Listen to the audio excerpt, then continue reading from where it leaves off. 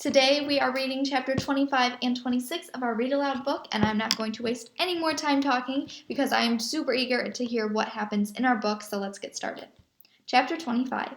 Akemi grabbed the door handle to the young adult room. It's locked. Here, said Sierra, use my library card. Huh? Said Akemi. Your books on the back are different too? I think they all are. I got the Egypt game and the Westing game. 2 books about games, said Kyle. Sweet. Akemi slipped Sierra's card into the reader slot above the doorknob. The door clicked. Kyle pushed it open. The walls of the young adult room were painted purple and yellow. There were swirly zebra print rugs on the floor and a lumpy cluster of beanbag chairs. A couple of the sofas were designed to look like Scrabble trays with letter square pillows. Akemi nudged Kyle in the ribs. Check it out! In the far corner stood a carnival ticket booth with a mechanical dummy seated inside. A fun and games banner hung off the booth's stripped roof. The dummy inside the glass booth? He looked like Mr. Lemoncello. He wasn't wearing a turban, but the Mr. Lemoncello mannequin reminded Kyle of the Zoltar Speaks fortune teller booths he'd seen at the video game arcades. That's not really him, is it? Said Akemi, who was right behind Kyle. No, it's a mechanical doll. The frozen animatronic was dressed in a black top and hat and bright red ringmaster jacket. Since the booth had the fun and games banner, Kyle figured you might have to talk to the dummy to get the game. Hello, he said. We'd like to play the board game? Bells rang, whistled, and chaser lights blinked. The mechanical Mr. Lemoncello joisted to life. If you want a game, just name its name. The life-size puppet's blocky jaw flipped open and shut almost in sync with its words. Do you have Mr. Lemoncello's bewildering, baffling bibliomania? Did Joey Pazinga lose control? Was Ella enchanted? Huh? Just say yes, suggested Sierra. Well, yeah, said Kyle. Well, great. Gilly Hawkins, said Lemoncello dummy. Here you go. Kyle heard some mechanical noises and some whirling. Then, with a clunk, a wide slot popped open in front of the booth, and the game slid out. Enjoy, said the dummy, and remember, it's not whether you win or lose, it's how you play the game. So be sure to read the instructions so you know how to play the game. Kyle took the box to the table. Okay, he said, raising a lid. Let's set it up, and there was a beat, and the door opened. Where is he? Andrew Peckelman barged into the door, waving his antique magazine, something called Popular Science Monthly. Who are you looking for? Said Kyle. Mr. Lemoncello, I heard him. Is he in here? Kyle pointed to the frozen Lemoncello doll sitting in the Carney booth. It's a dummy. Peckelman whipped his head around from side to side. Is there a camera in here? Right over to the door. Peckelman spun around to face it. Kyle, Akemi, and Sierra formed a human shield to hide their bibliomania box.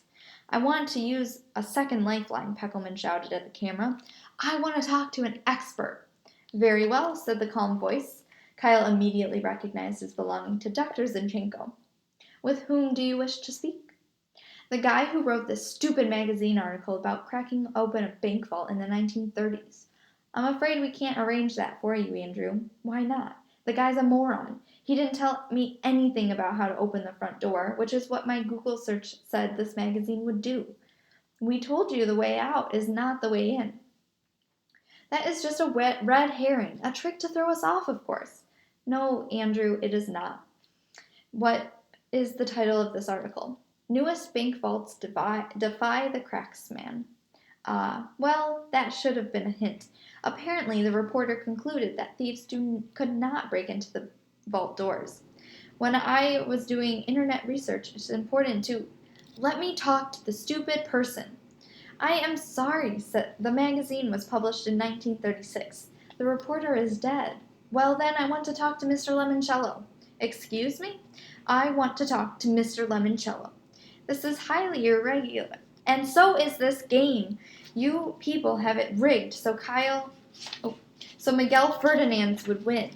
I know you do. That's why Mr. Lemoncello is afraid to talk to me. Kyle heard the carnival booth dummy clatter back to life. Hello, Andrew. How may I help you? This Lemoncello didn't sound pre-recorded. Apparently, the real deal was using the dummy to talk. Your library stinks, said Peckelman. Oh dear. Have you boys been playing in that castle sewer game again? No, but this stupid article should have given me that stupid answer, but the stupid writer didn't write what he should have written. I see. And can you rephrase that in the form of a question? How many can I ask you? Just one, and then we're done. Okay, you're the expert on this stupid new library game. So what's your favorite contestant? Where's your favorite contestant? Where's Miguel? Is that your final question? Yes. Assuming our video monitors are correct, Mr. Ferdinand is on the other side of the third floor doing research on arts and artifacts room. Thanks. Andrew bolted out the door. Mr. Lemoncello puppet bucked and drooped to its life off mode. Kyle sprang up from the table. Come on, he said to Sierra and Akemi. Akemi sighed. Now where are we going? To make sure Peckelman doesn't do something stupid that gets Miguel kicked out of the game. And why would we do that? Because Miguel's our friend. Akemi glanced at her floor plan. The art and artifacts room is on the other side of the circle. Sierra, stay here and guard the game box. Come on, Akemi. Kyle and Akemi looped around to the third floor balcony to the other side. Kyle glanced at his watch. It was almost 3 p.m. They really needed to start focusing on the game and not all this other monkey junk. As they neared the arts and artifacts room, there was a shout, and the door flew open. Andrew Peckelman came running out. Behind him were a woman with a head and a tail of a lioness and a pharaoh in cobra pieces. The pharaoh stopped. Many onions grow in your earwax, and a series of holographic hieroglyphics danced across the air. Andrew Peckelman raced to the staircase, grabbed both of the handrails, and hurried down to the second floor. The Egyptians vanished. Kyle and Akemi entered the arts and artifacts room and found Miguel seated at a desk with what looked like blueprints. You okay? Kyle asked. Yeah, man, I'm fine. Thanks. Those guys chasing Andrew, where'd they come from? Holograms from the giant Lego Sphinx and Pyramid exhibit. So why'd they turn on Andrew? Said Akemi. I don't know. One minute he's yelling at me, the next the pharaoh and Seekman are yelling at him. Seek who? Seekman, said Akemi, the Egyptian lion goddess and warrior. Haven't you read The Red Pyramid by Rick Riordan? It's on my list, said Kyle, or it would be. He definitely needed to start a reading list soon so he could catch up with what everybody else was reading. I bet these security guards in the control room fired up the Egyptian holograms when they saw Kyle going berserk in here, said Akemi. Good, said Miguel. A library is supposed to be a place for peaceful contemplation. That was when Sierra Russell rushed into the room. You guys, right after you left, the Mr. Lemoncello dummy spit out a bonus card. Chapter 26. Very clever, said Charles, pulling another silhouette card out of a book. The cover has been easy to find. It was the third book on the top shelf of the staff picks display. And the image on the front was a bright yellow sign. The title, Universal Road Signs, by renowned trafficologist Abigail Rose Painter. Charles had found the matching book in the 300s room on the second floor. The 300s were all about social sciences, including commerce, communications, and transportation. The image also fit nicely with the pictogram he had found in the 700s room in a book called The Umpire Strikes Back. That baseball book was the first cover on the second half shelf of the display case that Charles had a card with a posed classic umpire calling out. Reading the images from left to right, then down, just like you'd read in a book, Charles knew he was on the right track. The traffic sign book gave him walk, and the umpire book gave him out. Put the two words together, and he had walk out. Clearly, if he could find all 12 silhouettes, the staff picks display would tell him how to walk out of the library. Although he had absolutely no idea what the first image he had found, the quarterback tossing a pass, had to do with escaping a library. Not yet, anyway.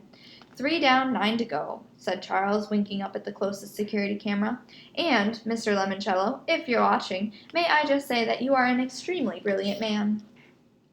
We are going to pause there because This is an extra long chapter, and we've read already quite a bit today. So I'm going to stop in the middle of chapter 26, and we'll continue it on tomorrow. So I'm kind of interested because Andrew seems to be kind of on a roll, and that makes me think, I wonder if Kyle and Akimi and Sierra get anywhere with this board game. So hopefully we can find out tomorrow. But it sounds like chapter 26 is in the perspective of Charles.